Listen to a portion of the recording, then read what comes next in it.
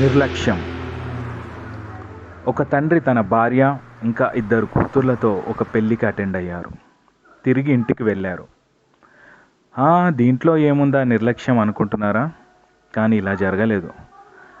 ఒక కుటుంబం అంటే తండ్రి, భార్య, వారిద్దరి కూతుర్లు పెళ్ళికి వెళ్ళారు.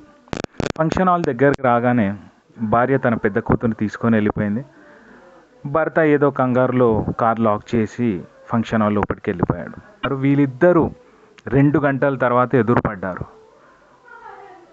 అప్పుడు చిన్న పాప గురించి అడిగితే, అయ్యో నీ దగ్గర ఉంది కదా అని భార్య, అయ్యో నీ దగ్గర ఉంది కదా అని నేను అనుకున్నానని భర్త. ఒకరినొకరు అడిగితే చిన్న పాప లేదు. అప్పుడు వెంటనే కారు దగ్గరికి పరిగెత్తారు.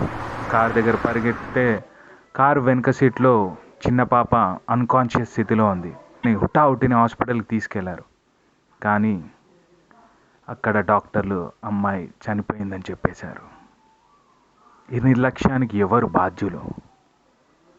ఈ బిజీ లైఫ్ స్టైల్లో కనీసం కారు దిగేటప్పుడు లాక్ చేసేటప్పుడు ఆ తండ్రి వెనక సీట్లో చూసింటే, లేదా భార్య తన పెద్ద కూతుర్ని తీసుకెళ్ళి ఫంక్షన్ హాల్ లోపలికి వెళ్ళినప్పుడు, ఏవండి చిన్న పాప నీతోనే ఉందా అని ఒక్క చిన్న ఫోన్ కాల్ చేసినా ఇంత పెద్ద దారుణం జరుగుండకపోయేది.